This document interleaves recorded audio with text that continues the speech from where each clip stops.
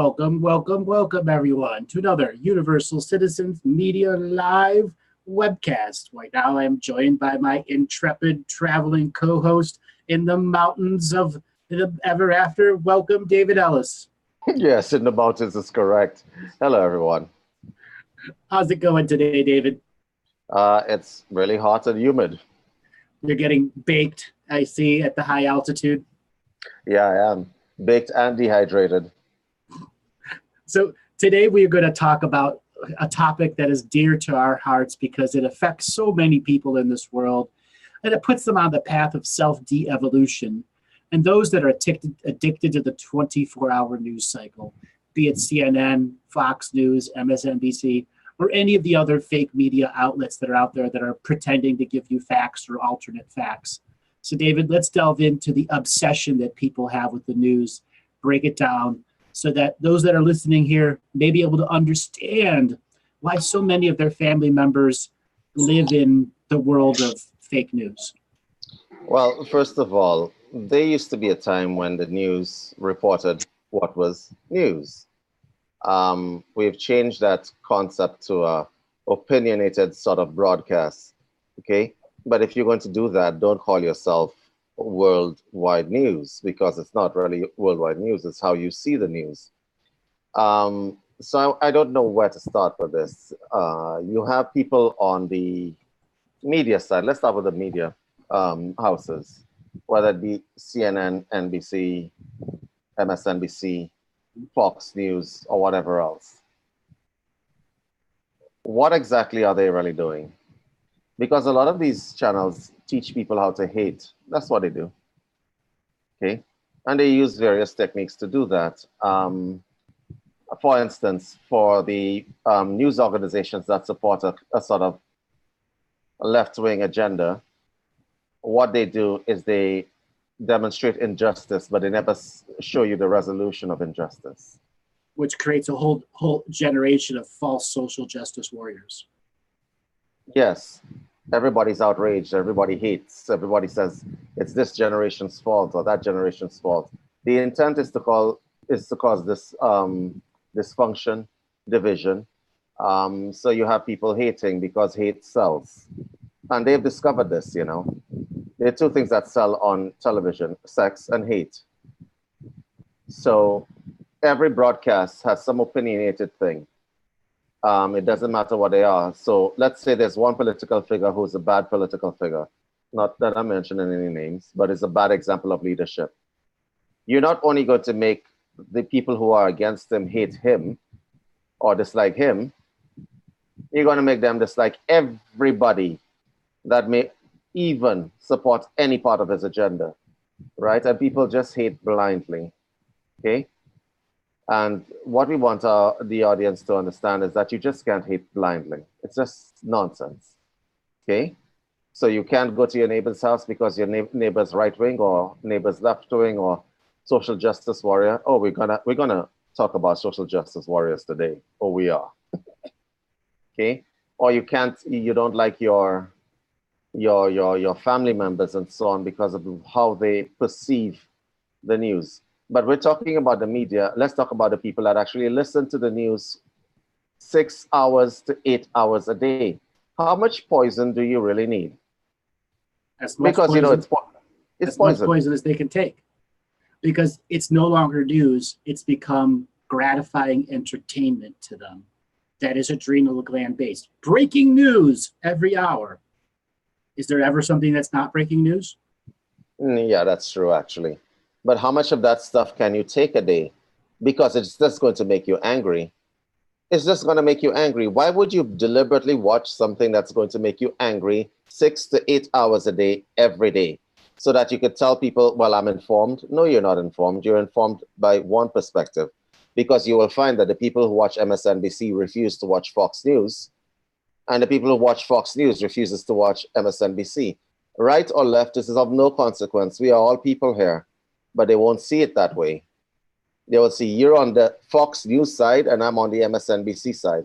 I'm sure most of you guys have parents that wake up in the morning, they turn on their favorite channel and just load up on doses of poison every hour on the hour. For what? What is that about? So we'd like for the people that are here in the audience, be it Facebook or Twitch or any of the places that have a chat room, write in some of your stories where you see people watching 6-8 hours a day. And if you go by what the actual polling numbers are and the ratings, most of the adults that are in the silver generation that are 60 plus are watching an average of 9 to 12 hours of news per day between two channels. And And that doesn't include their social media work, because oftentimes they have a computer on with Fox News or computer on with CNN, or it's back and forth between the two. And it's an addiction, you know. It's an addiction to getting angry, having somebody fill you with hate, etc. It's an addiction. And a lot of people are addicted to that stuff. That's what they think, that they're being informed. They're not being informed. But let's talk about the news media and the techniques that are used on news. If I say to you something along the lines of, the people on the right support racism, that's a blanket statement. Is that correct? As a blanket statement, the daytime Fox News does not support racism, but the nighttime Fox News subtly supports it, yes. Because that's what the audience is subtly programmed for. Understood. And so they cater for a particular audience. You have news agencies that are catering for certain kinds of negativity. And I don't mean just one news agency. I mean a lot of them. They cater for negativity. And they have the power because they can broadcast from anywhere at any point in time and enter the houses of people, create division in families, create division in neighborhoods, and so on. How is this right? How is this allowed to happen? It just is. It's not illegal to make people hate each other. Well, technically, there are hate laws that say it is. Technicality. But it doesn't apply to broadcast media. It doesn't apply to broadcast media. Well, letter of the law does, they just don't enforce it. Well, theoretically, if you're a news media anchor, you won't say, oh, these people are bad people. What you will say is that this is the kind of thing that the left or the right seems to support. Unless you're Alex Jones. Yeah, look what happened to him, right? Mm-hmm. Full on deplatformed. Yeah. And many of the other ones, that's too. Okay. So in the US specifically, we have a situation where you have people who are racists coming on news media outlets and spewing racism, and they're allowed a voice on these platforms. They don't believe they're racist, they're equal opportunity haters. Oh, the equal opportunity haters. Yes. That's what they've defined themselves as. That's how they get out of, I'm a racist. I see. And on the, I want to hit at both platforms. So you have people who are racist and you have people who are sexist, and they put that stuff out there because it sells. You know you're going to increase the viewership. You know that you're going to increase the viewership once you start spouting hate. Now imagine a news agency that spotted things like nutrition advice. Oh my Lord, the education that could be done. Right. That you spotted nutrition advice, how to clean yourself spiritually and mentally. Imagine that. You think that the viewership would just tank? Because this is a thing about human nature. There was a philosopher, his name was Thomas Hobbes. He made the following statement: man is nasty, brutish, and short by nature. And we are seeing it because Gaia TV has, what, 1/50th of the viewership of any of these news networks. It was supposed to be promoting health and wellness. Look, it's just not doing very well. Healing takes effort. That's actually a good point. I just put there. But also, Gaia shot themselves in the foot by using very shady media contracts. This is true. Okay. This is and true, another thing is, that had nothing to do with their content, though. No, they jumped into bed with conspiracy people and tried to mix conspiracy, yoga, and martial arts into one thing. And they And you see, this is exactly because the yoga and the martial arts were not selling as much as they would. but the conspiracy theorists were. Yes. And at the root of conspiracy theory is the fact that they're out to get you. Yes. See, there are so many things that martial arts and yoga that are keys that all the conspiracy theorists need. And there are so many things that conspiracy theorists say that validate what martial arts and yoga people are going through. It's a war on your consciousness. I see. But you see, here's the thing. They changed the format and they started selling something that was creating incitement of some kind. So honestly speaking, this is a thing that you guys can try for yourselves at home. Take a day where you watch Fox News and MSNBC for a whole day. Andrew, you could chime in on this as well. You too could turn on your television and you can watch Fox News, MSNBC, you can watch CNN for a whole day. A whole day. I don't mean like, I want 16 hours minimum. See how you feel at the end of the day. Next day, sit in silence for the next 16 hours. Make a comparison between the two.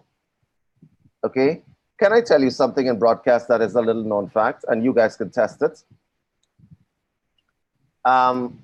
You will notice that news announcers' voices, no matter what you're trying to do to concentrate on anything else, they penetrate your concentration. That's actually technologically done. Did you know that? Yes, on purpose. The gains on their mic want to penetrate you. So you think you could turn down the television volume and they're gone, right? No, they're still going to penetrate your concentration. Test it. Don't take David's word for it. Go test it yourself. Now, for all those people that say they can't do it, you can. It's called being a neutral observer long enough for you to see what David is trying to help you understand. It's not about listening to the news. It's understanding what's coming at you. Yes, because it does have an effect on your health. And a lot of the people who listen to news for long periods of time have the TV on in the background. They are poisoning themselves, right? They're poisoning themselves. They don't understand what silence is. Okay, so the news pretty much gives them their daily dose of poison. It messes with their neural network, and then you become addicted to the poison. And so the poison, all it does, it makes you less healthy. So what about those people that listen to music 24/7, 365, always with their headphones in? Same thing? I'll tell you something. We've noticed a new trend in Canada and the US. You've seen a lot of teenagers with their headphones plugged in, the Bluetooth headphones plugged in. It's because they're trying to zone out the world. That's right. And then there's a difference between listening to, let's say, something negative like one of our callers months ago said something about listening to death metal. There's a difference between listening to death metal 24 hours a day and listening to, I don't know, Schubert. Yeah, Schubert. Enya, exactly. But after a while, your selections is still programming you, subtly and overtly and covertly. No, it's not subtle. It's actually programming your neural net. If you put it into your ears, your brain, there's something called entrainment that your brain does. For those of you who don't know, I'm probably going to just put it out there. If you have a frequency, or if your brain is operating at a certain frequency, and a frequency is put above that brainwave, the lower brainwave, a frequency, entrains itself to the higher level. Okay? This is how you're programmed. There's nothing particularly subtle about that. It's just science. As I'll give you an example of what I mean. You're sitting down and you're looking at the news. They're talking about, what's the guy who's in charge of the US? I don't want to say his name. Right, they're talking about that guy. Lord Trump. Right, and there's outrage. He's doing this, he's doing that. You don't realize that your own neural network is being dragged into like a vortex, and you are also getting angry, subliminally getting angry. Do you really want somebody getting you angry? It's ugliness, it's horrible. Okay? So you're just programming a whole bunch of people to get outraged and angry. And when they regurgitate what they've heard on the news, they express it with the same outrage and anger. Don't take my word for it. Watch your parents and your family members who like to do this to themselves. It's unhealthy. It will seriously decrease their lifespan. It's poison. That's what it is. And ironically, there's no way we can tell them about this stuff. We've tried and tried and tried, but when people are in that high level of addiction to a certain part of the journey, it's so much. It's like trying to tell a heroin addict to get off of heroin. This is true. This is true. And they think there's a problem with you. There's not a problem with you. The problem is actually with them and what it is that they're trying to do to themselves, because you cannot reasonably say, it's like people who march who are pro-war. You remember those pro-war marches? Yes. How do you reasonably find yourselves in a march supporting a war? How do you reasonably forget about your political beliefs? How do you reasonably hold up a sign saying that you are pro-war? How do you do that? Andrew, you want to chime in here? Because I always wondered about that. I'm going to be blunt. It's about jobs. War equals jobs. Okay. That's why they can sell their soul to march for war. Money. Many of those pro-war people were paid demonstrators. Paid demonstrators, getting like $17 an hour to go out and demonstrate, and they'd be shipped back and forth. The last election, we knew all about that. And the election before that, when it was Obama's second election, the paid demonstrators everywhere. That's where the billionaires are buying their election results. Paid demonstrators. So basically, you have a nation and nations filled with people with no sovereign mind of their own. They just simply are mindless. And people who put on the TV from morning to night, these people are mindless. They are becoming mindless because they are being programmed, and they go to their masters every morning because the news anchors and so on become your master. They are your masters. And you are their bitch. Right? Because you feel compelled to put on the television to get that programming. I need to get up and get my daily dose of hatred going on. Okay? And that's all they're selling, anger and hatred. Mm-hmm. And you pick it up and you're like, yes. Mm-hmm. Recently, I have been saying they have got to get their daily dose of heroin. It's just like a heroin addiction. And there are a lot of people who will be watching this podcast who said, but I'm not like that. Yeah, you are. Yeah, you are. If you wake up, you put on the television, and you're watching your Fox News or your MSNBC for 6 to 8 hours, you're, as Andrew said, a little bitch. You are. Mm-hmm. Every time there's breaking news, that's your ass is paying attention. Breaking news! I must pay attention. And it's not only, this is not only a holistic statement. This is a statement where you have people who, the news repeats itself. It cycles, repetition. As we know, if you're a hypnotherapist or hypnotist, repetition will sink the message in deeper into your subconscious. That's right. Why is it people know all of this stuff? I don't know whether they know or they don't know.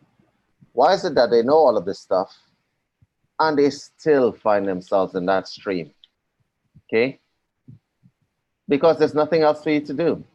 I think you have and to nothing add, else you could learn? Well, there's plenty they can learn. You have to add the advertising factor in there. So let's say you get 12 minutes of news or 16 minutes of news, followed by 3 to 5 minutes of ads that break your concentration on what you just learned.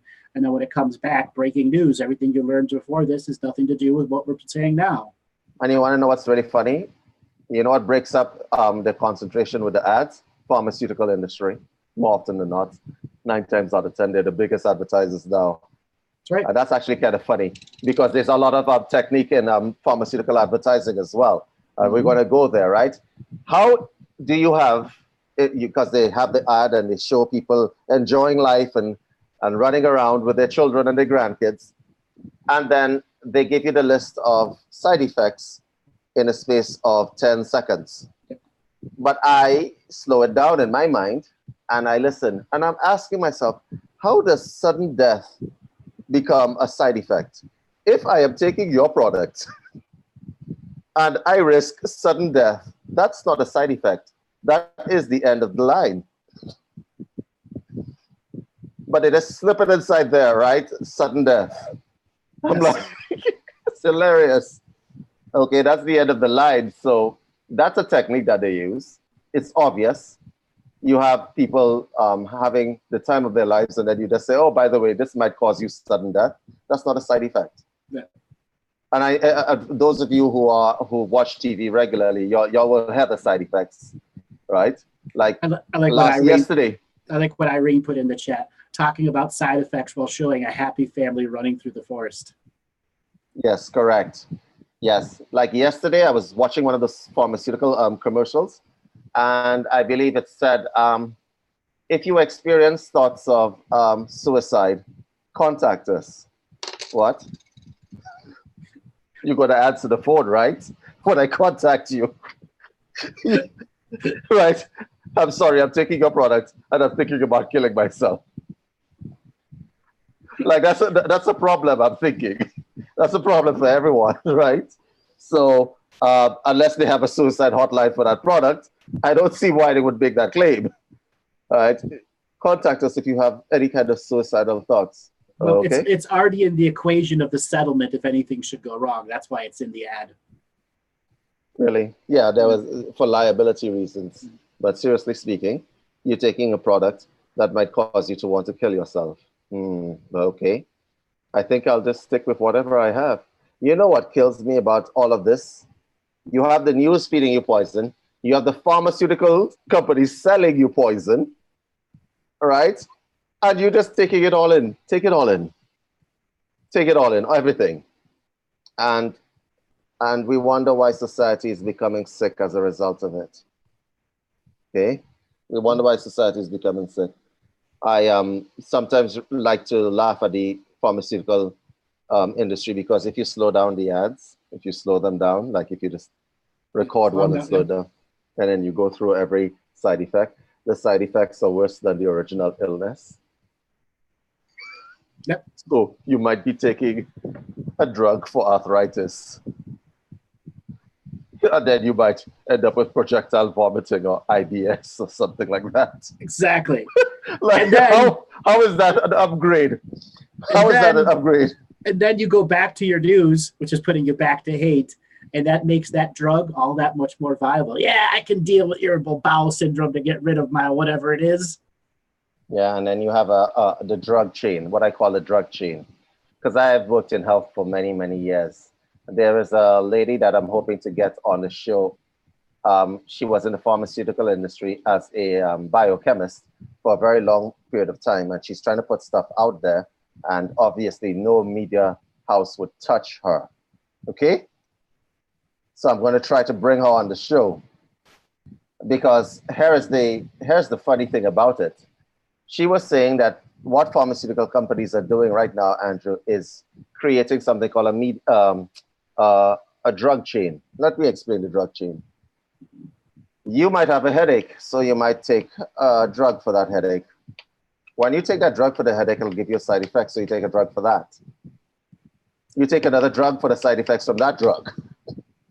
And you develop something called a drug chain.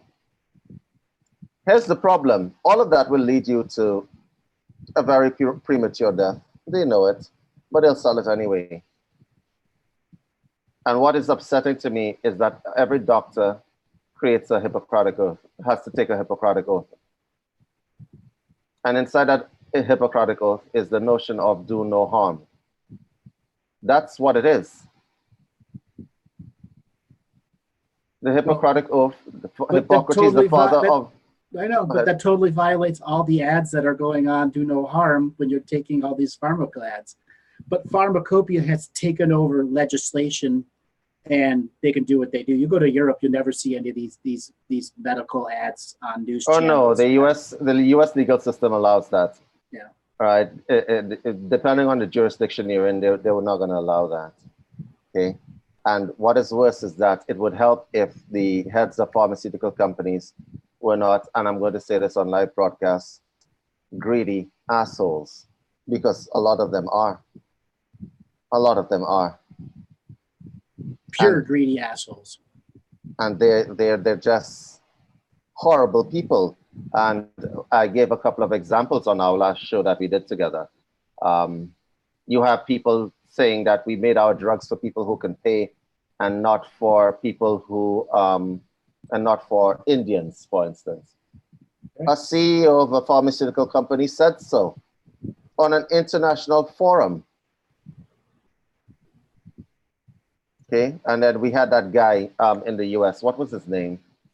Who bought the rights for the he bought the rights for a drug and raised it up 700%.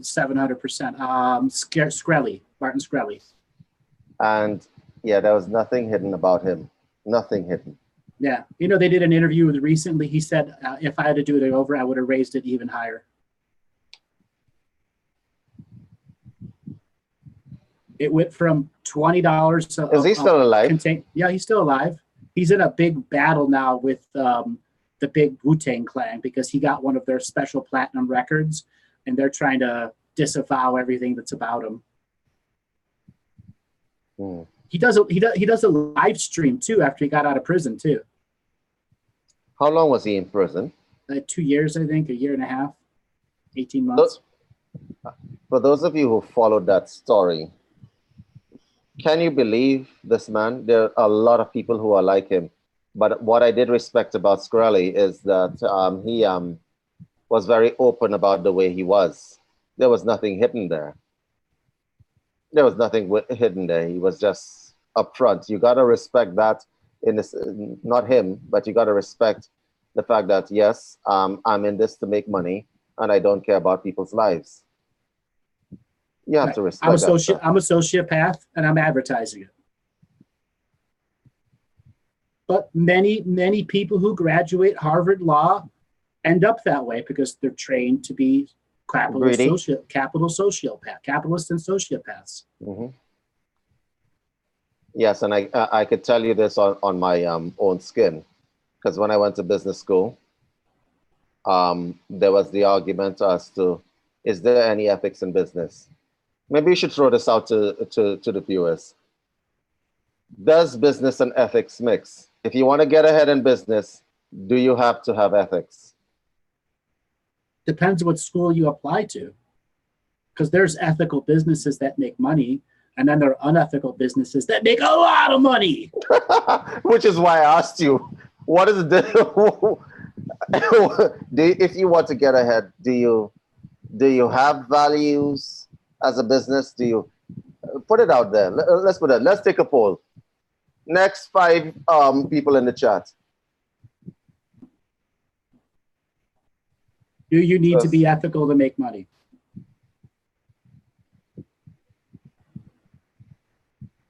No. Okay, so we have 1 no and 1 yes. 1 no, 1 yes. You should. No. 2 no's and a yes. No, we have 2 no's and 2 yeses. Yeah, Angela, we're not talking about true wealth here. No. We keep it. So, Irene, you said yes. Okay, so let me give you all some feedback here. Let me give you guys some, no. The votes keep coming in. Let me explain. Let me give you guys some feedback here. Of the top 20 earners in the world, in terms of companies, and some of y'all have cell phones by one of those top 20 earners. I'm just going to say that. They all practice some sort of disethics. They practice some sort of surreptitious or underhanded behavior. These are the top 20. That is a statement of fact. This is not a statement of David feels this way. It's a statement of fact. What's worse is that when you are a company, a multi-billion-dollar company, and you put money aside in a special fund because you know you're going to get sued for doing unethical things, things which are just totally unethical. You have an unethical fund for people suing you, then it stands to reason that to make money at that level means that you have to let go of some of the ethics that you practice. But let's look at some ethical companies. Dr. Bronner. Does anybody know who Dr. Bronner is? He makes soaps. And this man, from start to finish, from supplier, he grew his plants, his peppermint leaves, he crushed them himself, and he looked and made sure that everything was up to standard. Okay? Ethical guy. Does anybody know who Dr. Bronner is? Only one person in that chat has said they know who he is. No one knows who Dr. Bronner is. No one knows. Okay? But if I asked you, that cell phone company that a lot of you are looking at and writing in your chat right now, that cell phone company, let's call it that cell phone company, who has the stuff made in China, okay? That is completely unethical, who try to evade taxes in the EU, in Ireland. Tell me. You all know who that is, right? Oh yeah. Everybody knows who that is. Yeah. They're like the orange company or the banana company. Banana. Yeah. So I do appreciate that a lot of people believe that you have to have ethics in business. But the truth of the matter is, people who have gotten ahead, who have made multi-million-dollar companies, I want you to ask you guys a question. Name me one company that has maintained an ethical standing. One company that has become a multi-billion-dollar, multinational conglomerate. One company, just one. None. They've all been taken over long before that they've gotten to that point. Tom's Shoes is not a multi-billion-dollar company. It's not. Just one. So, Remington Firearms.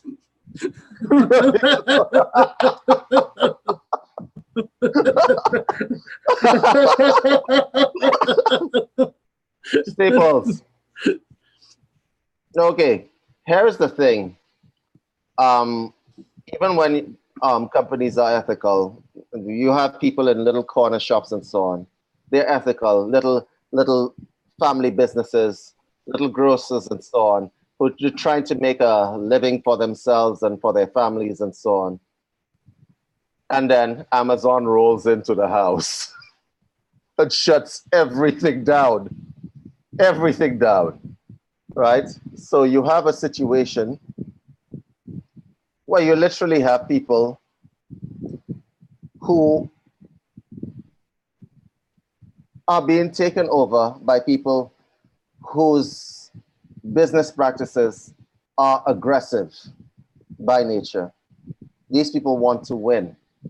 Okay, when I went to business school, the ethos was, we need to win.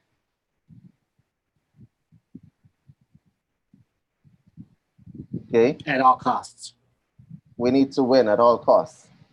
When I went to law school, the ethos that you learn, the moral is you need to win. Okay, it doesn't matter whether your client is right or wrong. Let's take a swipe at the legal community as well. Let's take a swipe at the judicial community. Okay? I was having an argument with a family member yesterday on the phone. The argument centered around the fact that she was ordered. This family member of mine, she's in the judiciary. She was ordered by the court system with the rest of the other arbitrators and judges, and that's happening in Canada as well, to take special training to sensitize themselves to the trans community. Yeah, you know the resistance for that is going to be out of the right? Re-educate yourself with regard to human sexuality and the things that people go through. Okay, so I have two reactions to that. The first reaction that I have is, justice should theoretically be justice. So they have a point. There shouldn't be any kind of special brand of justice for anything else. We're going to take a swipe at the social justice warriors in a while. Trust me, it's coming. Okay? Justice should just be justice.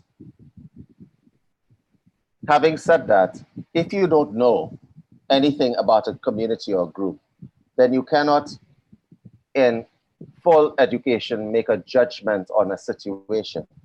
Okay? So let me give you the basis of an argument. It's kind of the same argument that was used in a paper recently. If you are an arbitrator or a judge or a mediator, okay, and the case that is being brought to you is a Muslim woman wants to divorce her husband, okay? Now let's start with that. A Muslim woman wants to divorce her husband, but her husband wants to keep the kids and all the family belongings, and she just wants her freedom because the man is ill-treating her. Theoretically, just theoretically, based on their tradition, that's okay. But based on your own moral compass, that is unfair. What do? Do you recuse yourself from the case, or do you actually? This is not my example. This is actually in an academic paper which I read recently. Do you remove yourself from the case, or do you hear the case? Andrew, what would you do? Remove myself from the case. Recuse. Okay. Okay. But if you're in a court situation, that becomes a little bit more difficult, yes? Impossible. Well, you can recuse yourself on moral grounds and moral standing, but they're going to want to know why is that? And then they're going to probably look at you sideways and say, oh, you seem to have a bit of an issue, which would lead you to further problems in your legal career. There are a lot of people who work in law and the judiciary that do things against their conscience every day, every day. Okay? But there's a difference between reading the spirit of the law and reading the letter of the law. Okay? So if the letter of the law says, don't beat people up, okay? And then you come into your house and you find some man raping your 11-year-old daughter. What does the spirit of the law say? Don't beat people up. But that doesn't stop you from reacting. Agreed. Agreed. So there should be areas of levity inside the law, but our judicial system is far from perfect. You got people still being arrested for marijuana in the US. You know this, right? You got people being arrested with no injured party anywhere in the court system. That's correct. That is correct. I actually watched something on my MSNBC, not MSNBC, the Internet Explorer, the news page that comes up. Some poor sap pleaded guilty to cocaine possession. You guys can Google this. I saw that, and it turned out to be baby milk powder. He pleaded guilty. Was it 15 years he got? Yep. Not nice. Not nice. And then he discovered it was freaking powdered milk. Can you imagine? That's messed up. That's messed up. 15 years. Oh my God. So it's far from perfect, but I guess it had to do with the law. So now justice is based on how expensive a lawyer you get. Mm-hmm. Okay. Because now I want to shift this back to the news to a second, because so many of the news people are lawyers now. And that should tell you everything you need to know. Yes, it does. Because the news media is mass marketing for all the different forms of social justice or social hating that they want. And it's now being, the lawyers are news people and the reporters are ancillary or non-existent.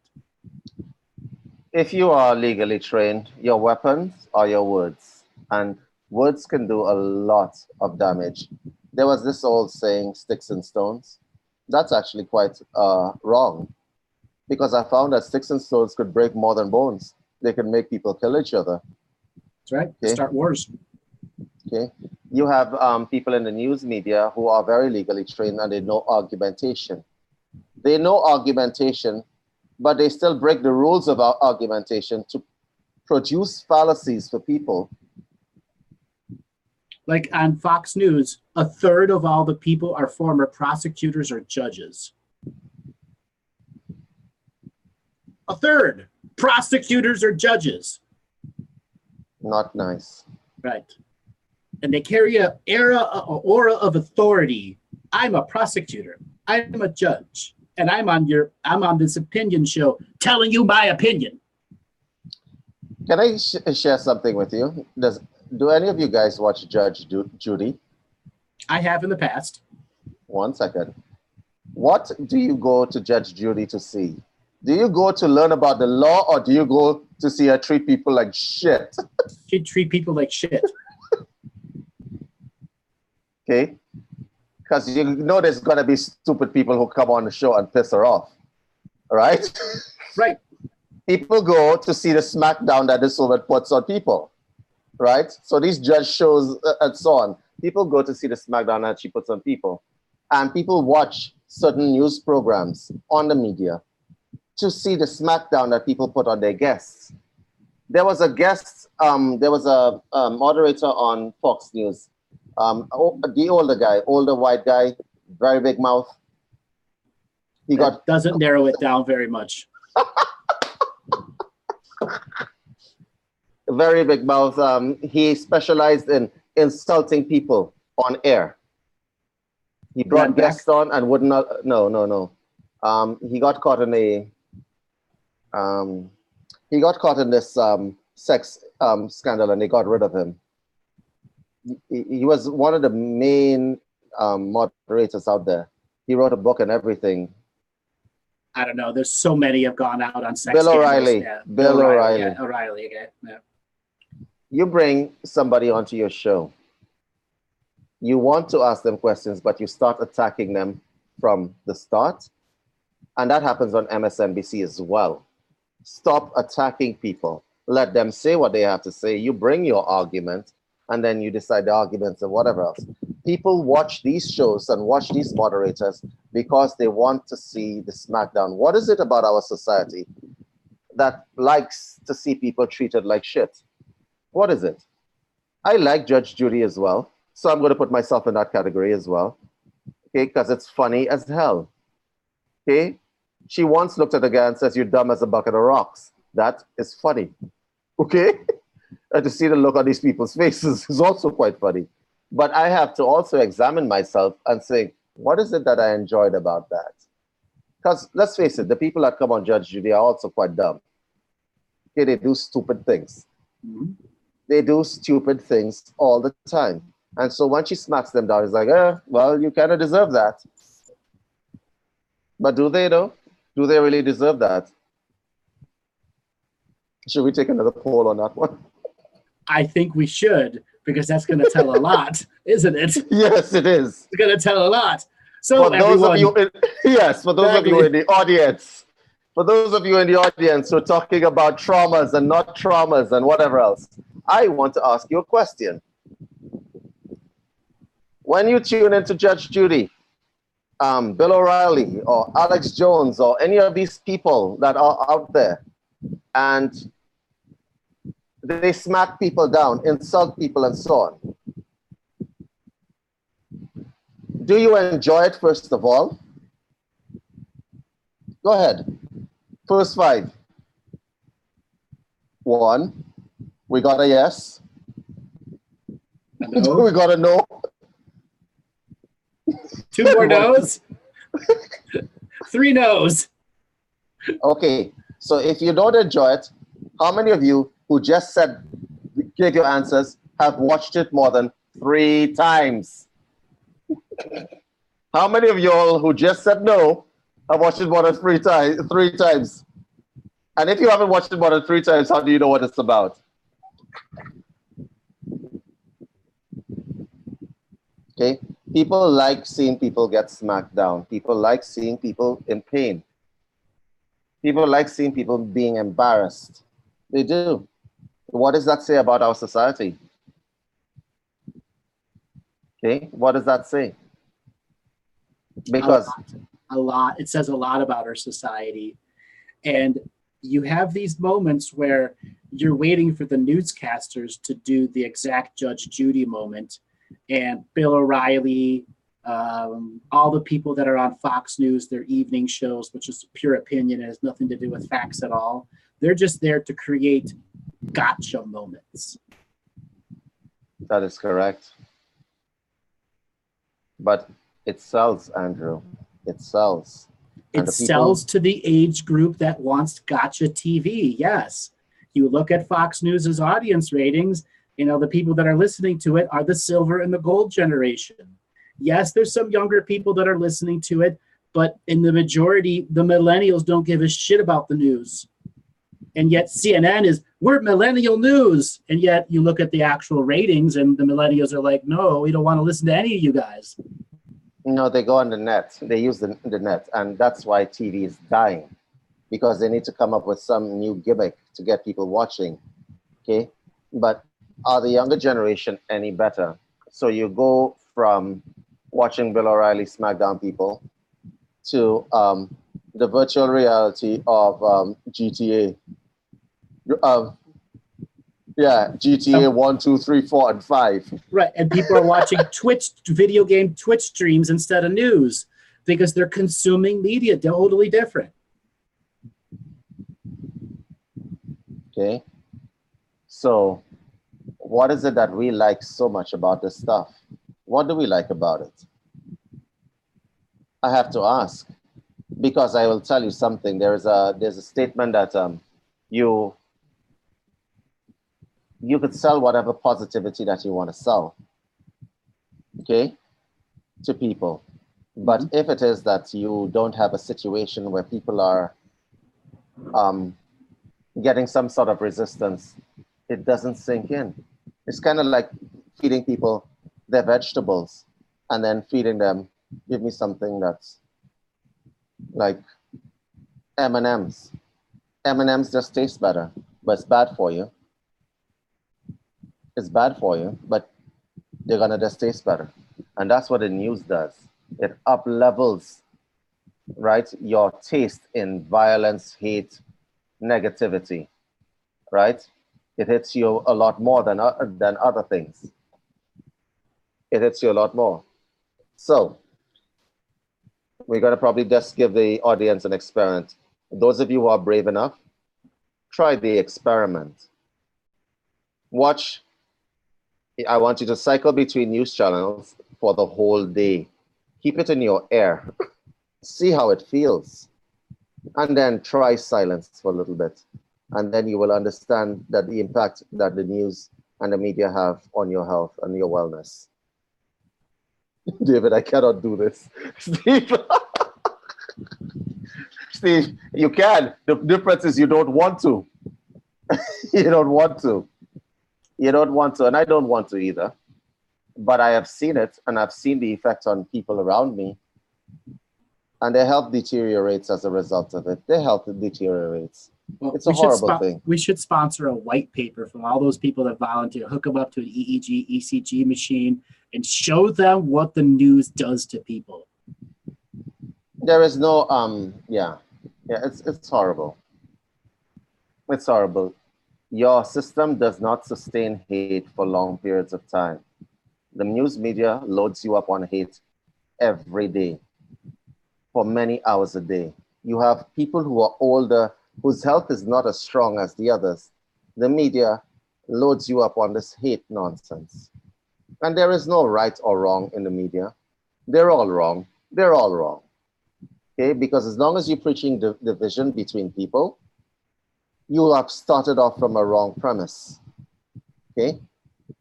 As soon as you start saying these people are this, that, and labeling people, you have started off from the wrong premise. You have done so. But hey, that's neither here nor there, right? Because people will hear this, and they'll, as soon as we click off, they're probably going to go back to MSNBC or Fox News too, because they might have missed something in the breaking news. Okay? It's all the same. Breaking news. Something is breaking right now. We'll advertise you later after breaking news. Mm. Oh, somebody peed in your popcorn. News at 11. Yeah. And it's all this nonsense at the end of it. It's all this nonsense. So, Andrew, you want to get some audience feedback on this? I think we need to delve into this audience because we got a big chat room going here and take a little bit more of a deeper pull and understand some of the hate that why people who have disassociated from the news, they have a hate form back from it. Just like many alcohol users who become evil to alcohol after it. Everyone that touches alcohol, you should never touch it. Because there was somebody said before in one of the chat room, if you don't listen to the news, you're uninformed. But if you listen to the news, you're misinformed in the same sentence. Mm-hmm. So let's talk about those that get off the nipple of the news and become haters of the news too. News does service something, but it just doesn't service what we think. Mm-hmm. In terms of being informed, are there any neutral news services out there? Reuters is probably the closest thing to neutral. Reuters is not neutral in any way, shape, or form now. It used to be. Never was from the beginning. It always presented what City of London wanted you to hear when it came to the news, especially when it came to economics. Well, economics, yes, they definitely were not. But is there any way of getting the news? Do you really want to get the news? NPR is very much left-leaning, very much left-leaning. It's NPR that really began the social justice worry about LGBTQ. So basically, we're screwed. Well, there are new YouTubers out there the last 6 to 8 years that are trying to do it. But is a network that's making money with advertisers? I don't think that there is one. But then again, even Fox News, they just recently got rid of Shepard Smith, who reported factual news. And his last broadcast this last Friday, when he went off air, was his statement to us, I really hope the facts remain the facts inside news, which is a gigantic statement to all their opinion people late at night, that facts do matter. So the news agencies themselves, right around 1996, is where real reporters were basically given up on, and opinionated news became very popular because the internet was taking over and print news was completely dying. I have a question to ask. Why is it necessary to know the news? I know this is a curveball question and it's obscure. Tradition. So I'm going to why is it necessary to know the news? Just tradition. My opinion. The reason why people listen to news is because they want to be informed. Informed about what? What do Stuff you don't know about. That's going to affect you. I see. Mm-hmm. Okay. Why is it necessary to listen to the news? You have people who are insidiously utilizing every platform to push an agenda to create a certain kinds of movement that they feel is right. Kind of like mass political movements. Okay? So now politics is interwoven into everything that there is. Mm-hmm. So you could pretty much predict a person's personality and the way they stand from what news agency they listen to. It's horrible.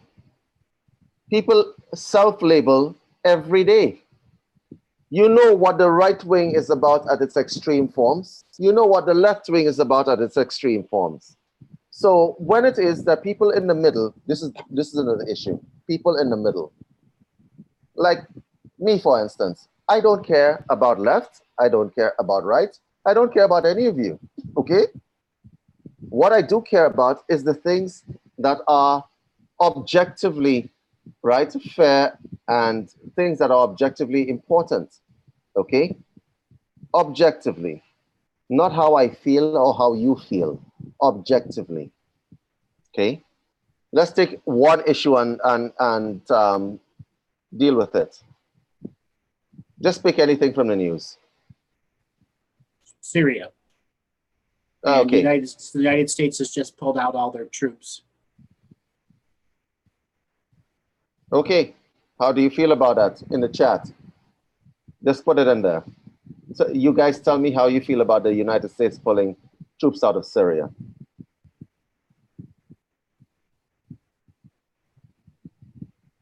This is a disconnected news audience. They disconnected a while ago.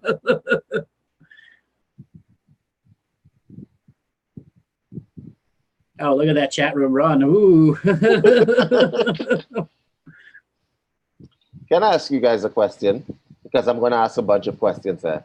The first question I'm going to ask is, if you are for troops staying in Syria, would you go? Nope. That's the first question. The second question I'd like to ask is, if you are against troops being pulled out of Syria, if you are for troops being pulled out of Syria, how does it affect you? Is that your son that's being pulled out and brought back home to you? Is that your brother? Is that your father being pulled back out? No. How does it affect you? It's the part of the next 7-day news cycle that you're addicted to, that you're going to be listening to. Okay, because you want to know how I feel? I don't care. And the reason why I don't care is the following. A, the premise that is being said is that if troops are pulled out, terrorists terrorism will spring back up. And then you have the guy from Turkey wanted to run in to Syria. Let me give you guys a little bit of a heads up of history. That area of the world has been fighting before America was even being thought of. Okay? They've been fighting with each other before America was even being thought of. Enter the country, goes across there and interferes because of economic reasons. Okay? What do you suppose is going to happen? If you put your hands in fire, you're going to get the flames caught onto you. That's just a matter of issue. That's just a matter of fact. They've been fighting since the dawn of time. Okay? Generally speaking, if you see two people fighting, leave them alone. You could say, hey guys, stop fighting. Don't get in there. Don't be like Fox News and put a microphone. What are you fighting about? You see two guys fighting just exercise some common sense, because whether you're doing macro politics or you're doing politics within your family and so on, it's when you interfere that shit sticks to you. It's when you interfere. Don't interfere. You can advise from a distance. Hi, could you all please stop fighting? Because, food is going all over the place, right? But don't interfere. Okay? And so you have that happening. You say people have an agenda. Generally speaking, people don't care about you or what's going on with you unless, of course, you enter their realm of consciousness. Okay? You step into their realm of consciousness and then they suddenly become very interested in you. That's not necessarily a good thing for you. Mm-hmm. That's not a good thing for you. Okay, so I want to ask these questions because people generally don't like to think like that. They don't like to think of that like that. We want troops in Syria, but I'm not going. Okay? All those of you who want troops in Syria, you should enlist in the army and go. Put yourself on the line. Unfortunately, that's what happened with a lot of people when they started over-advertising those wars. People went over there and tried to join the militias over there, and that suddenly created something they didn't want in the news. That is correct. They never predicted that this would actually happen. Yeah, exactly. Right? You had people becoming mercenaries, actually, but play for. Who does that? Like, honestly, seriously. Like, okay, you're at home in the US, you're watching the news, and you say, these effing Arabs, I wish I could do something about it. So you go, you buy your weapons, you buy a plane ticket to go across the globe to kill people you have never met before, that have done you nothing. People, look, Andrew, we need to talk about this. How does this work? Okay? David, let's save this for after the break. We're at the top of the hour now, and I know you need to take a heat break. Yes, I do. All right, Robert, why don't we go on our break now? I think we'll be back in about 10 minutes, and when we come back, we're going to take this subject up and then take some callers also. All right, everyone, hold on. We'll be back in about 10 minutes.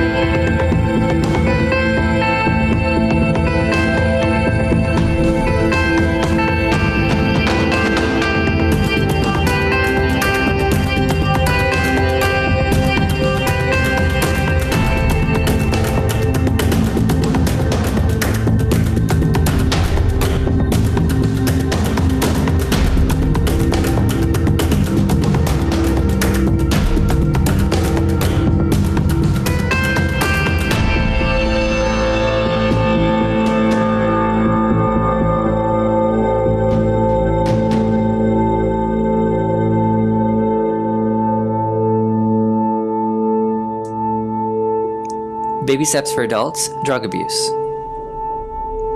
What is drug addiction? Am I an addict?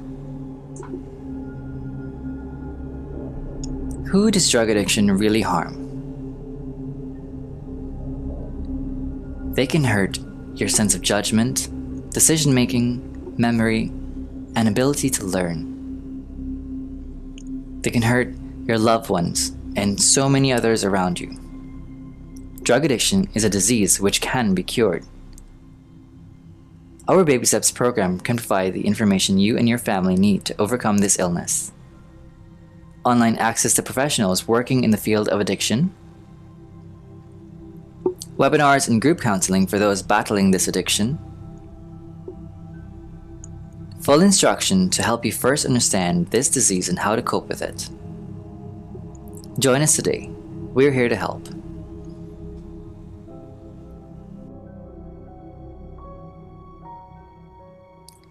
Baby steps for adults, codependency. I can't live with or without you. I just want to look good for you. I would do anything for you. All popular words to famous songs. But guess what? They all indicate someone in a codependent relationship. Codependency is an addiction to another human being. You will see a strong relationship between codependency and negative physical side effects, which can manifest in violence towards your spouse or partner. If you're in a codependent relationship, you may need help. Join us today and free yourself from this addiction. Baby steps for adults, sexual abuse. Sexual abuse is a real problem in our societies. Every year, thousands of children are abused. These children constitute the most vulnerable members of our society. However, sexual abuse is also a real problem among our adult population. It can be violent and unwanted within family groups, as well as extreme harassment at the workplace. We can help.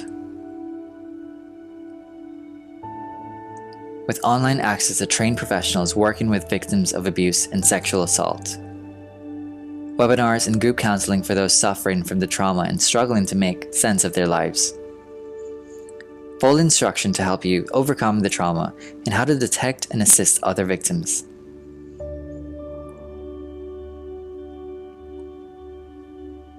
Protect yourself and your loved ones.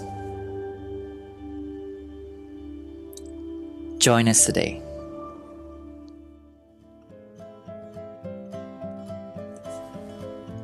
Baby Steps for Adults Communication. Hey there! Are you reading this? Do you understand me? Oh, great! Then we're communicating. So what is good communication? Expressing exactly how you feel. Being personal and one-on-one. A simple touch or gesture of love. And what is poor communication? Screaming and shouting. Belittling others. Violence or verbal abuse. Would you like to learn to be an effective communicator? Join us today. Oh, bye now.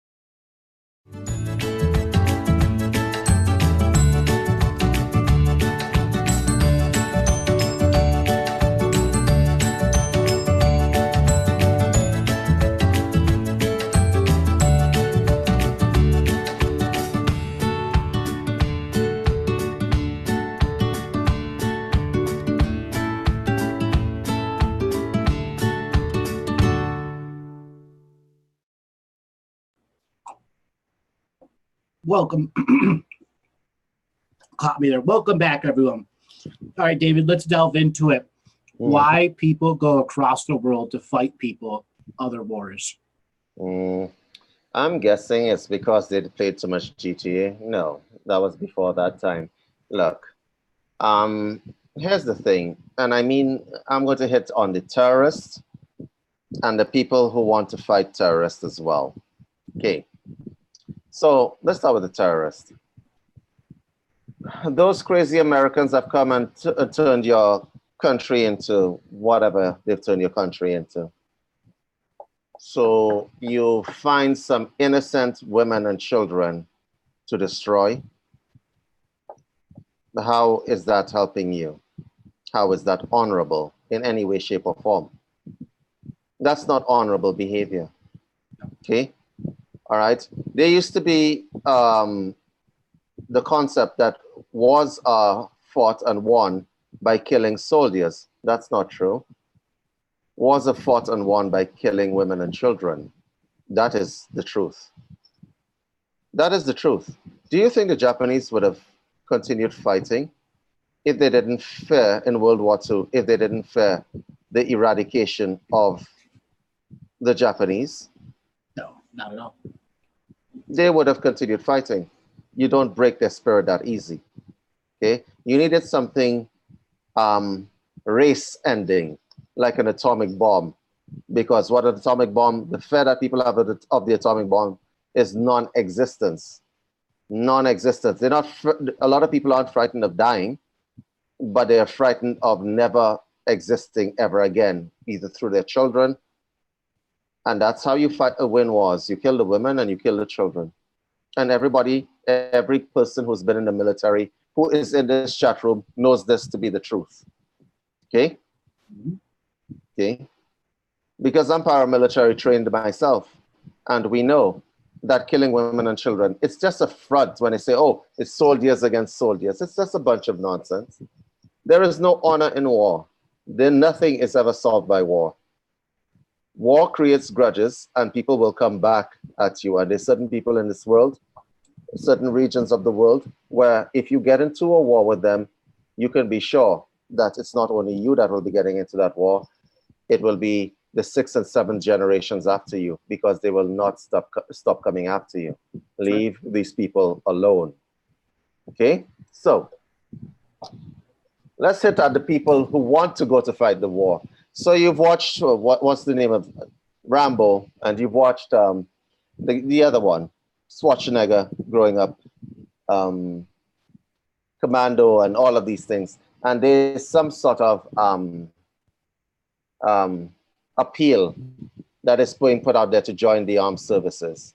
Let me just all say something that you all must understand. I am not against the armed services anymore, okay? But I'm against people with the mindset that I just need to kill things. That is definitely wrong, okay? So a lot of people join the armed services, a lot of people join the police force for the express purpose of having power over people's lives. Okay, you were given a gun, that gun has life and death over people, and it makes you feel like a very big man.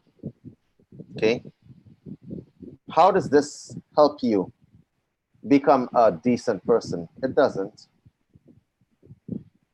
You're a bully. You're a horrible person if you're in the armed services. The armed services is supposed to bring you a certain level of discipline. Okay? It's supposed to bring you a certain level of discipline. It also is supposed to help you understand how to protect the people that you love. But if it is that you are leaving your home to go halfway across the world on purpose to kill people that you have never met who have done nothing to you, you're part of an invading force. Like the people, like the German soldiers who stormed into Poland that fateful day, okay? 1943, 1944. You are being ordered by one man to go kill hundreds of people. How do you resolve this with your conscience? Because you have to follow orders. Let me tell you something that you must understand. Following orders, when the orders are clearly wrong and against your moral fiber, means that you are not a human being. You are just a pawn. You are somebody's bitch. So for those of you who are in the armed services who are listening to this, they try to make you believe that following orders is a good thing. When people order you to go kill women and children, you really need to stop and think of what the consequences are for yourselves and the policemen as well. A lot of policemen are bullies. A lot of them are. I'm not going to say all of them are, because we have some very good policemen out there, but a lot of them are. And what you probably need to do is look at your spiritual development. What is it doing to you? What is it doing to you? Because you might be calm and you might deal with your insecurity by having a gun. But at the end of the day, spiritually speaking, you have taken about 6 steps back. You have. What is your feeling on that, Andrew? We have so many people that religious zealotry falls into war. Mm-hmm. And they have religious zealots have already lost their conscience and consciousness long before they get into war. And I'm reminded of a story just before Osama bin Laden was supposedly captured. There was a man, a United States guy from America, blonde hair, long blonde hair, 6'6", 6'4", or like 120 pounds. It's a little thin guy. And he was walking around northern Pakistan with a sword, a giant claymore sword. And none of the CIA agencies, none of the Pakistan agencies knew anything, but he had joined a special resistance group with his sword as a religious freedom fighter. Then you have your political freedom fighters, your social justice warriors on super steroids. Mm-hmm. And you get this group of personalities that create a cult of personality mm-hmm. around war itself. And then you get a captain and a commander. And so many cult of personality wars are really just cult of personality wars. And unfortunately, from what you've described, from this whole show, we have people that are easily sold concepts via marketing, be it religious marketing, zealotry marketing, standard news marketing, whatever it is. They bought into a brand of hate. Mm-hmm. And it's hard to get people out of their brands of hate because they've bought in for so long that they don't know what themselves are anymore. They don't have an idea what individuality and sovereignty means mm-hmm. because they will take it from anyone else in a moment's notice.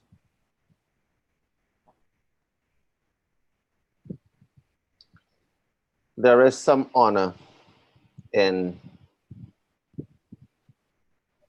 joining services that are meant to create discipline and protect the community.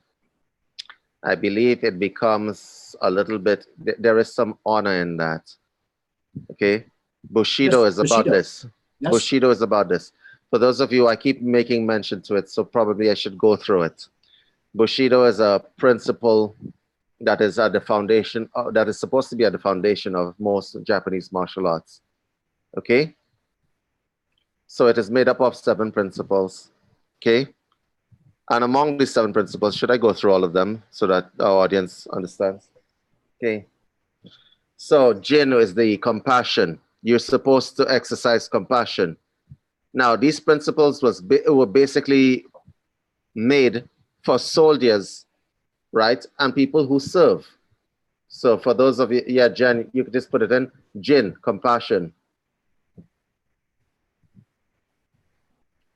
Rei, respect.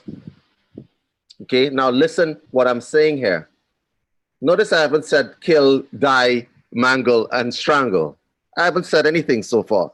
Jin, compassion. Rei, respect. Jogi, loyalty. Okay? Makoto, truthfulness. Meo is honor. Okay? Gi is the duty that you have. What have I put all of them in? Should I type that into the chat myself?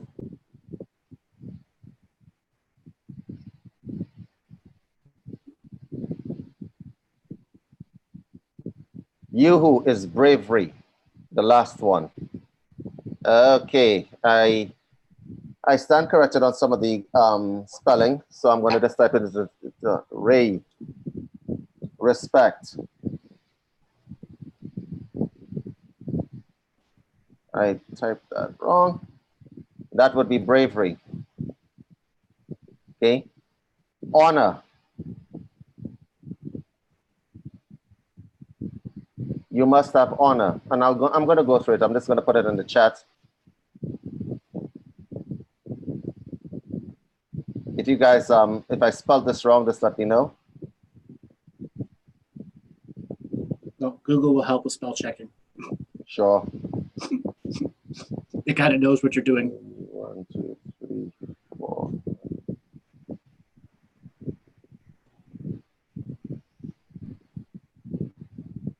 Yes, it does resemble the GF5. Rei, Jin.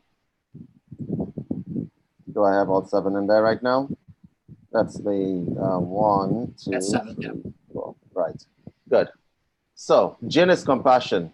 If you are a trained person, you have your military weapon, and you are out there, you are protector of the people. You use that weapon only when it is that you need to use it.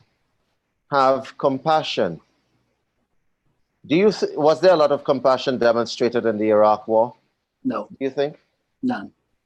There was no compassion demonstrated there. Everyone has that. Well, most soldiers have that, some of them don't. The bravery, it means that you must not be a coward. Don't be a coward. And that also means that you must stand up for what is right, this regardless of the fact that it's against orders. You should be able to stand and say, I am not killing any women and children. Okay, and accept the consequences as a result of that. Meo is honor, meaning that you do not resort to killing women or children or hurting people because you want to win a conflict. Failure and defeat is better than actually harming people who are innocent. Okay, Makoto is truthfulness, and that also means that you have to be truthful to yourself. Chugi, like the same concept as loyalty. Loyal to yourself. A lot of people are not loyal to themselves, huh? They're more loyal to the TV that's playing MSNBC and Fox News, but they wouldn't be loyal to their spirit that cries out to them, I can't take any more poison in me. Please turn off the damn television. Let's watch cartoons instead. Let's watch National Geographic. Let's learn about our world. But they'll be loyal to the news announcer who tells them, tune in every Saturday or every morning for your daily dose of poison. What about loyalty to the self? What about honor to yourself? All of these principles, they are outward facing towards society, but they're inward facing towards yourself. Have some compassion on yourself and on your ears and on your heart, and turn the television off. Stop listening to poison. If it does not have a positive message, if it's not trying to make you grow and develop as a human being, if it is that it's just going to make you hate other people, turn it off. Turn it off. Unfortunately, people are so addicted, they can't turn it off. And this is where I want to turn the next part of the conversation. So for those that have turned it off, so for many, it was very hard to turn off. But once they did turn it off, they had to go through the long journey of not turning it back on. Because I work in a media industry, I have to put up what I do, as I call, put up the periscope every month to see what's going on in the modern news, the fake news, whatever you want to call it. Because it does make a difference in the type of material that you present, that I present, themes and tones. But then there are those people that are so disconnected from all forms of news, they jump into, let's say, pure conspiracy news, and that everything they're doing is at the fringes of the fringes of the fringes. And they have no way to stay centered in cultural balance because they're informed, misinformed, disinformation, misinformation, whatever you want to call it. And there's no happy medium, happy balance. That's why you and I choose to do shows like this, is that helping people learn to disconnect and yet still have a form of connectedness that doesn't allow them to be brainwashed. This brainwashing is more than just, this concept is a little bit more complex, because I can tell you that if you're listening to the news like that, you're hurting your health. You're really harming your health. You're hurting your mental health, and you're hurting your physical health as well. You are. It's not good. And to try to explain that, I could micro-explain this to you. Okay? It's the same as if you're really, really angry all the time. It's going to affect your adrenals. It's going to affect your liver. We know this as a statement of scientific fact. Why would you do that? Why would you deliberately do that? Addiction. So how is it different from taking crack or cocaine? It isn't.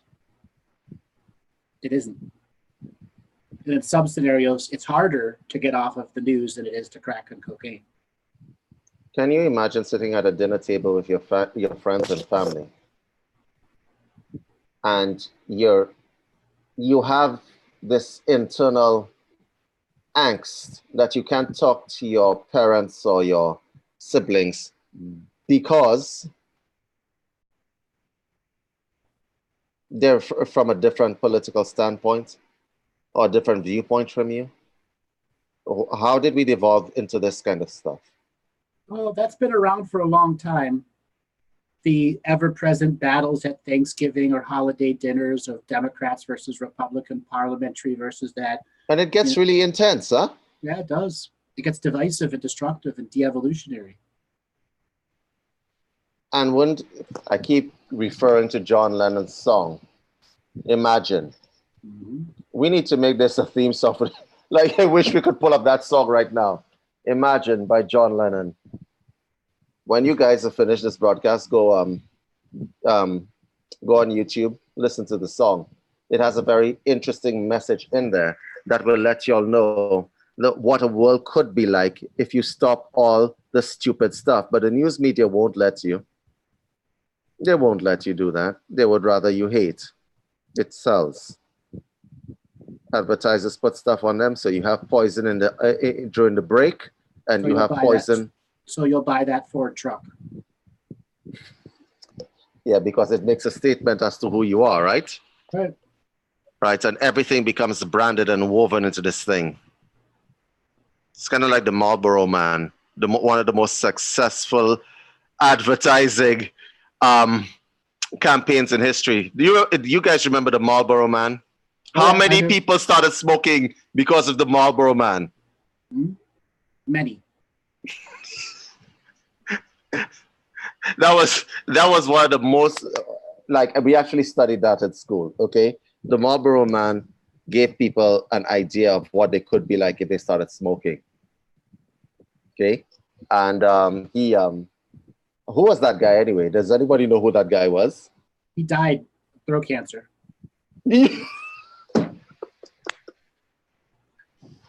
The irony, okay, I'm not supposed to laugh at horrible shit like this, but he died of throat cancer. The Marlboro Man died of throat cancer. You think they gave him free cigarettes to make that ad? He was a gaucho, wasn't he? He actually turned out to be very anti-cigarette company after a while once he was diagnosed with cancer.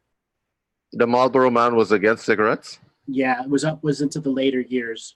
Okay, that's there was a CBS special news report, maybe 60 Minutes, that did a special on him just before he died, where he did a tell-all about what was really going on in the background. Really? Yeah. Yeah, but let me tell you, during the time that he was featured in that ad at the back of magazines, there wasn't a man that wasn't going to pick up smoking. And during that time, they looked at it and they thought, I too can be like the Marlboro Man. Yeah, and that's where Putin got the riding the horse shirtless in the middle of nowhere. Got it from that. We wanted to be like the Marlboro Man. What are you talking about? Putin. In 2008 to 2010, Putin was riding on horseback shirtless everywhere he was going when after he just got reelected. You didn't know that? Yeah. No, I didn't know that. I actually stopped watching news when I realized the physiological effects. You can watch news but don't get the gist of the news. Try to stay away from it. Okay? Ultimately, we're at a situation where our news agencies are just big branders and marketers. Okay? Branders and marketers to sell whatever form of justice, social justice, injustice. There he is, the Marlboro guy.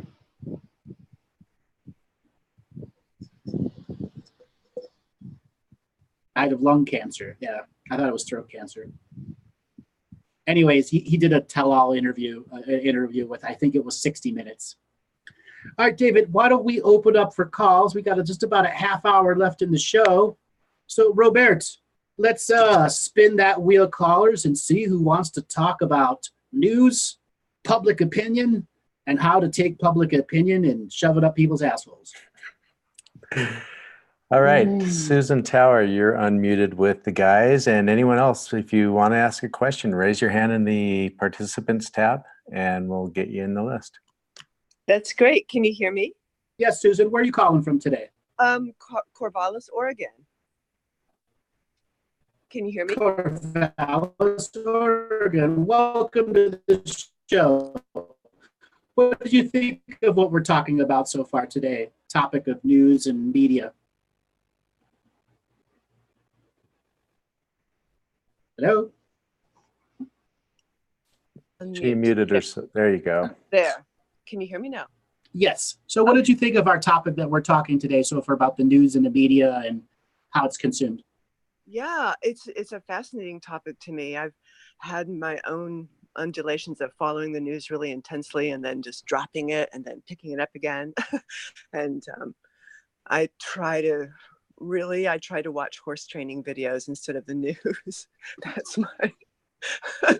what I try to do.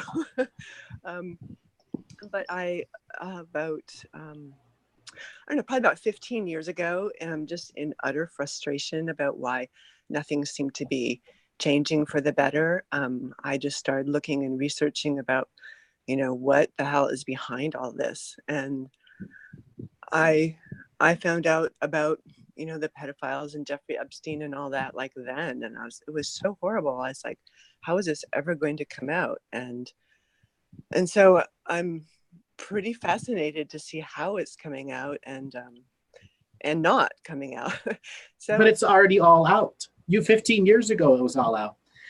I regularly have this disclosure conversation.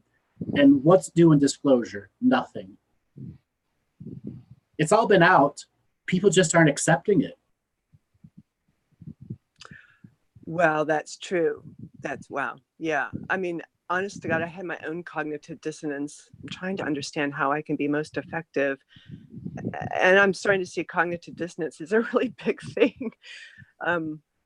When I discovered the Q material, like in November, soon after it came out, and it's been fascinating. And then just realizing that, gosh, Trump might be like helping this. Like, I just remember walking around with my hand on my head, like I just could hardly believe he could potentially be helpful. And then it just caused me look at the whole right media a lot. And now I listened to both sides of the media. It's fascinating, actually. Unfortunately, Q is a psyop that is both good, bad, and indifferent. Yeah. That was put down because it was not following the normal journey of how news was to be incorporated. And whether Q ever posts again, he's justified. Yeah. And if he doesn't post again, he will be forever. Is it really him?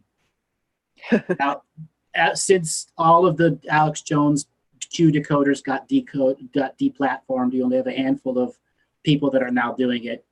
Yeah. And there's a recent interview with the owner of 8chan. It's going to now be called 8kun, Kun. Supposedly in the next week or two, it will be back up, but I highly doubt it. Because in my personal opinion, it is a full-on psyop that is there to keep right-wing media in check with a concept. And unfortunately, conspiracy theories jump on to garbage all the time. Like somebody's been posting in the chat about David Icke. Fuck David Icke. Fuck David Icke. Fuck David Icke. Fuck David Icke. His thing's coming back on. Fuck David Icke. It's done more harm for our industry than anything else. Fuck David Icke. Okay? And I could list a whole bunch of other ones whose marketing says it's happening tomorrow. Tune into my shit. Buy my shit because it's happening tomorrow. Anyone that's that marketing, fuck them. They're destroying our industry. Wow.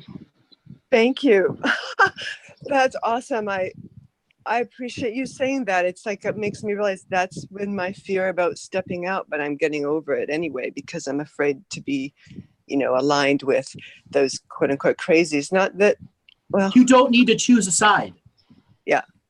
As long as some advertising is say choose a side, Guess what? They're on a side. Choose yourself. That's not choosing a side. That's not Right. selfishness. Self-help, self-healing, self-nurturing, self-growth. People have been doing it since the dawn of self-help. They simply disconnect from the garbage that is out there and reconnect to themselves so they can purge the garbage that they've taken on. Yeah, thank you. So Yeah. your big challenge of disconnecting, connecting, disconnecting, and hearing all of these people's opinions. And opinions are like assholes. Everyone's got one. You and me and David. Okay? We all got one. Yeah, we do. Okay? I don't shit sherbet ice cream, rainbow sherbet ice cream. But there are producers and people of others' materials who think they shit goddamn ice cream that everyone's going to consume. Like David Icke. Mm-hmm. Now, let me ask you a question. Yeah. In your journey of trying to understand, did you ever make the jump to Gaia? I did for a while. At first, I was very excited about it, and then I just found I couldn't watch it. It seemed my entrance to all of it is through archaeology, which I'm fascinated by, and I had no idea it was so political when I first started following it, like 30 years ago. Like, oh my God, what can be political about a pile of bones? And so I started Gaia because they had archaeology stuff, and I just got so, honestly, I just got so tired of it. I couldn't put a finger on it, but when I hadn't watched it in about a year, I canceled my subscription. So, yeah, I don't know what it is about Gaia. Delve into your mind. What was it? Really, like, I'm putting you on the spot, but delve into your thoughts. What was it? Well, it just seemed like it wasn't telling the whole picture, and they pretended that they were. And just in some cases that I happen to know, because I'm such an innate researcher on all these details about sacred sites, that I would happen to know, like, it was such and such, and then Gaia would make a presentation and I'll be all about it was this other way. It's like, well, wait a minute, if you just, like, I just knew some things were wrong, and then I kind of found it throughout their presentations, like, even though there are some presenters in there I think are really cool, it seemed like a false picture of wholeness. That's what I'd say it is. There you go. And a lot of people knew they were buying the false picture of wholeness. Okay? The industry itself, like, this includes everyone's material. 90% of people that buy products don't even open them. Gaia knows this too. And when the big five decided to tell Gaia, we don't want to work with you anymore, and it doesn't matter who the big five are, they left. Guess what happened to Gaia? 90% of their audience disappeared. They knew they would get 5 or 6 more months of free subscription out of them, but as soon as they log back in for the once a month that says I'm being spiritual and I'm watching my Gaia channel, they unsubscribed. So we can. So is it like growing discernment? I kind of think must be what it is. Like, even I'm just keep searching, and I do find that I can kind of sense when people are lying or not telling the whole truth more easily than I used to. David, you wanted to say something? Yes. The idea of a spiritual channel selling products. You can sell products. I believe that Gaia had a bit of an issue. They actually started under another name. What was the other name? Gaim, G-A-I-M-N. Yeah. Yes. And they actually started under another name, and they actually brought a lot of educational material.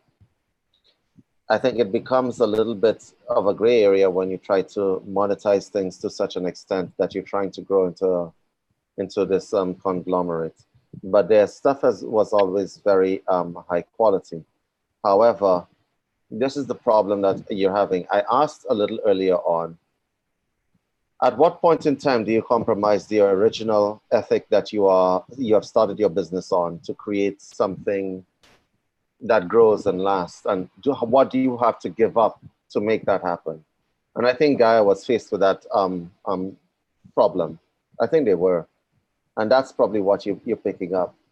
Because here's the problem that we're having, generally speaking. And Andrew and I would have this problem as well. Shit apparently sells. It does. Yes. Okay? Shit sells. It does. It does sell. But you've asked a very you've asked a question here, which I know I probably want to answer. People are authentic when they could present both sides of the story to you. Okay. Right now, I'm trying to tell you that there's a reason why a company which started, to all intents and purposes, on the right track decided to do something different. And they paid dearly for that, right, Andrew? They did. Well, they sold out. The original owners have nothing to do with Gaia. It was totally taken over in 2015. Oh, well. Mm-hmm. Okay, because when we are actually formulating shows, Andrew and I know I was approached by a lady who used to work for Gaia. I told you about that, Andrew. Yep. Yep. And she wants to help produce a show with us because she was part of the original team of Gaia. And she left. Okay. I'm not going to out her on our podcast, but I'm going to tell you that she did leave. So at what point in time do you compromise? Is there time for doing that? Is there any time, or do you continue to be authentic to yourself? Because the truth of the matter is, and Andrew, you are correct, people buy products, they don't look into them, they don't practice, okay? Which is why on the show, we give these exercises to people to make sure that they're actually done on the spot, okay? So to answer the caller's query here, there is, the best you can hope for is balanced, okay? You take from everything what you need and you leave the rest of the shit alone. You do, okay? There was some good material on a lot of these channels, but what we are arguing is that it's becoming less and less. It is becoming less and less because people have realized that shit sells. Shit sells. You're not going to sell things to people. Andrew and I could sit here and give nutritional advice or medical advice or paramedical advice and so on, legal advice and so on. Okay? It will be less appealing to somebody than going to watch Judge Judy. Smack down a bunch of people who are doing stupid stuff with themselves. And this is the kind of thing that we have to deal with as a society. And I don't know what the answer is here. I do know that because of the media, the society has become sicker and sicker as a result of it. So I'm going to say this to you guys, all of you who are watching this broadcast. There is no easy answer here, okay? The news media will continue to do what they want, and your parents and your siblings and other people are going to continue consuming the garbage. They're just going to continue consuming it and consuming it because they're already addicted. Other people are going to continue consuming the garbage. Yes. And David, part of the journey is we have to outmarket the marketers. And I make this joke that you and I should come on the show shirtless, covered in puppies and kittens. Okay? Oh, I'd like to see that. The joke, it's because that sells, damn it. So we got to outmarket the marketers, and we got to clickbait the shit out of people just for them to go, maybe click. Doesn't matter the level of information that David and I are putting out is through the roof. But if somebody's just a Fox News watcher and randomly gets a YouTube suggestion to come watch a video, okay? Like I just retitled a show, The Saturday Sex Show. Did you get to watch that show where we had the The lady that was talking about BDSM? Oh gosh, are you asking me? I didn't see that one. Actually, I saw the topic go by and I was like, oh, I'm not sure I want to listen to that. See, the clickbait didn't work on you. Yeah. But it was a fantastically healing show for a lot of people. It was. I figured I could watch it later. Yeah. It actually was, Susan. It actually was. It was a good show. Yeah. It's well, not, well, I'm sure it was. I'll check it out some other time. But you were talking so much about like, stuff sells and shit sells and stuff. And I find myself just sort of, I got to kind of stand up, sort of triggered about that because, we all have to make a living. And I could really, really doing my deepest best to find the balance with that too. Like it is all about balance. And that's like the fray that I'm stepping into as a, just new to the Northwest. And the short story is like the Sasquatch are speaking to me so much that I have to bring it out. But it's like, God, it's like into the fray of all of that. And like between like the Sasquatch Hunter show on TV or whatever that is, I never watched it, to like real authentic people with this message from our elder brothers and sisters. And I'm in a place in my life where literally nothing else has worked for me to make a living with. And I've just got to go, so I could realize like whatever's inside me has to come out. It has to save me or it'll destroy me. And I have to bring out this stuff. And it's so deeply metaphysical that I'm just going right into that fray that you are just all talking about, that whole, the batch of disinformation and the all of the politics around it. Like the core is that we have to protect nature. We have to protect the core of what's left in the earth. Most important thing we've ever done. And I have to make a living somehow doing it because do you really have to make a living doing it? Why have you put it up on such a high pedestal? Well, because I guess I'd like because you've been marketed to. I don't know what else to do to make income. I mean, if I don't, it doesn't matter to me. Susan, what do you do? What do you do right now? May I ask? Yeah. I'm a healer and an intuitive artist. I do readings for people, and I'm a trained illustrator, and I've worked as a graphic designer and art director. I'm so part of the computer, but I know all about marketing and websites and all that. But you know about marketing, do you? Yeah, I got that inside and out, and I'm just trying to.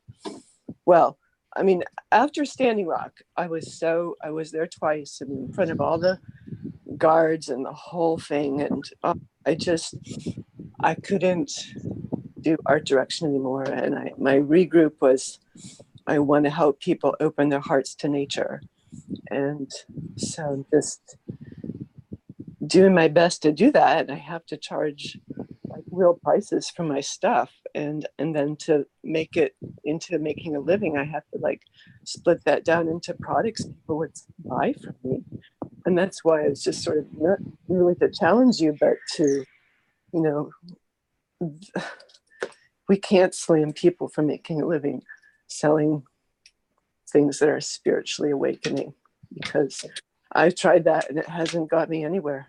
As far as I'm safe financially, I've given a lot up to be free right now. What does that mean? What does that mean? You've given a lot up to be free right now. Well, in order to work, well, I don't have, it's hard to nutshell. My daughter's raised, so that piece is done. She's doing well, and I'm 58, and I came out to the Northwest to take this horse care job, to be able to free my life up, to be able to finish this nature project and sacred site project. And I gave up a lot, and now I'm just so frustrated to not be able to find work. But you can find work anywhere. You just don't want to find that type of work anymore. Apparently, somebody that's in the chat said that they have a job for you. And I challenged that person. Yeah. Well, You've locked yourself into the classic spiritual position of I'm doing my spiritual work and I'm going to let all my other skill sets go instead of retasking them for your spiritual work. You should retask them for your spiritual work, and he is right on that. Yeah. Because every skill that you have acquired in your journey towards this point is important. That's right. Everything fits together. And there are not a lot of people who are involved in this kind of work that have marketing skills, as I'm finding out. Okay? Zero marketing skills.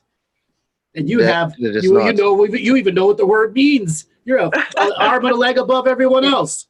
Oh my God, I've studied so many marketing things. I've gone to so many seminars. I know so many ways to do it. Oh, Andrew. But you can't apply it for yourself. Why? Well, that's actually what I'm doing. I have done that. Like I have an animal portrait site. Why isn't it making money then? Why isn't it making money? I know. Come on, be honest. Well, I just haven't found enough people to buy it. Like no, shit sells all the time, man. Ma'am, sorry, shit doesn't matter what you're selling. Shit sells all the time. Susan, are you looking? Susan. What? Are you looking into the chat right now? Oh no, I'm not. Maybe you should. Maybe you should. I've been standing here just being focused on the conversation. I didn't want to. It's okay. Not but sure. when I'm done, maybe you should. There's a lady who wants you to contact her. Got a job offer.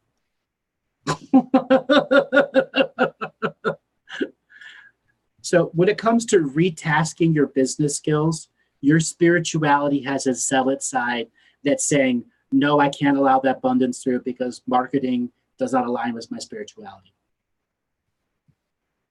And it's very hard for you to take the pureness of your spirituality and market it. Let me tell you something. When I started doing Living the Mystical Life Daily, I had to take the unlimited point of view, put a dollar value to it, and market it by expectations create limitations. You are creating your own reality. All the things that are in the teachings that I had to sell the teachings at a price with a money-back guarantee if it didn't work for you. You can't go through that part of the journey because there's a spiritual part of you that won't. And this goes to hundreds of other spiritual people that know what marketing is, but won't follow through with it.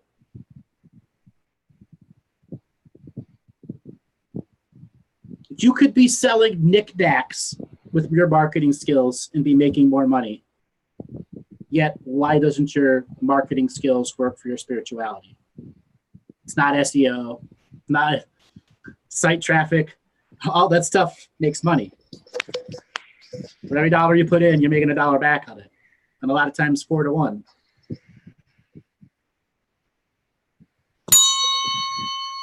Ring a ding ding. Time for you to apply your marketing to yourself. Mm-hmm. All right, David, this has been a really great show. We have a full 2 straight hours there. Susan, thanks a lot for calling in. David, do you have any last words you want to say? Every time you say the word last words, I have this air of finality. Your last words on earth. No, I don't have any words that I want to say, but I do want to challenge your audience to please try to get one person to stop watching this media broadcast that are filling them with hate. Okay, if you know somebody like that, you could do them a service by just telling them, stop listening to the news 24/7. You could do them a service by telling them that thing. Okay, you might extend their life. You certainly will improve their health, their mental and emotional health. So if you care about these people, and just get at least one person away from this news media and what they're doing to them, okay? That's what I have to say. This is my challenge to you guys. Right. That's and it. Then David, tomorrow we're having Catherine Leah on as a special guest, and we'll be delving deep into the world of spirituality with her. Yep, Catherine is a friend of mine, and she is a life coach, among a number of other things. And she's actually quite talented. So if you guys are able to tune in, you can tune in. We will not be spewing any hate of any kind. Nope. And we will not be starting our show with breaking news. All right. If you guys are ready, if you guys are around, please come in and give Catherine some love tomorrow. We will be here. What time are we on, Andrew? 2 to 4 EST. Yep. And Susan, if you are there, look into the chat. I believe 2 ladies want to speak to you. Okay. So, and Susan, you could just email us and let us know how that's going for you. Okay. It's info@unifiedhealthsystems.com. Bye-bye. All right, everyone. Take it easy. All right, Robert, take us away, and we'll catch you tomorrow.